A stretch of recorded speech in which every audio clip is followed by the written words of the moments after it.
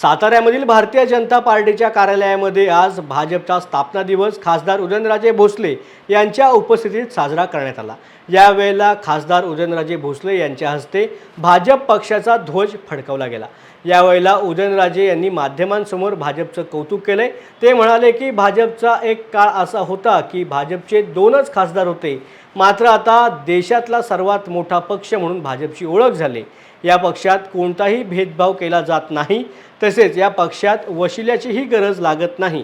सर्वसामान्य कार्यकर्त्याला न्याय देण्याचं काम या पक्षात केलं जातं, असं त्यांनी मत व्यक्त केलंय। बारकाईंचा आपण विचार केला की भारतीय जनता पक्ष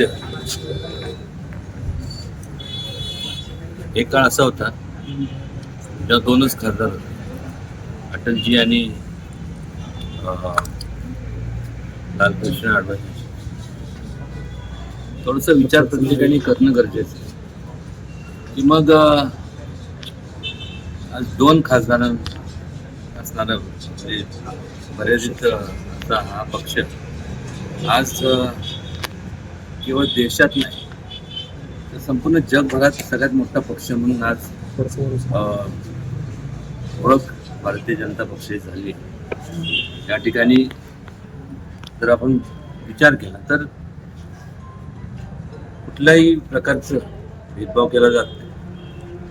जो काम करतो त्याला कुठल्याही जाती जमातीतला जरी असला तर त्याला मोठ्या प्रमाणावरती त्याला पाठबळ दिलं जातं आणि त्याचं कौतुक केलं जातं। अनेक वर्षापासून त्या समाजकार्यात राजकारण तर मी कधी केलं नाही, अनेक वर्षापासून सामाजिक कार्य जे जवळपास मला वाटतं 30-35 म्हणजे 3 तपचा बारकाईने बघितलं तर या ठिकाणी वशिल्याची गरज नाही।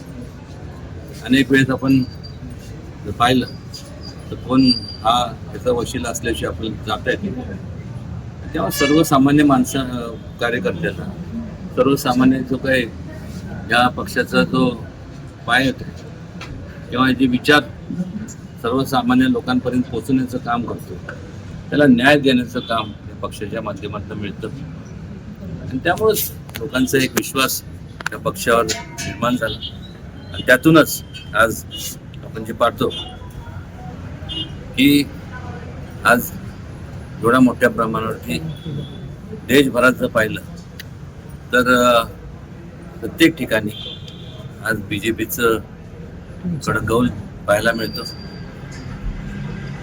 मी असं म्हणणार नाही की बाकीच्यांची आयडिओलॉजी पक्षांची चुकीची आहे, पण एक निश्चित या ठिकाणी मला सांगू असं वाटतं की त्यांची आयडिओलॉजी त्या काळात सर्वसामान्यांना जर न्याय त्यांनी दिला असता तर आज त्यांचा पण पक्ष मोठा झाला असता।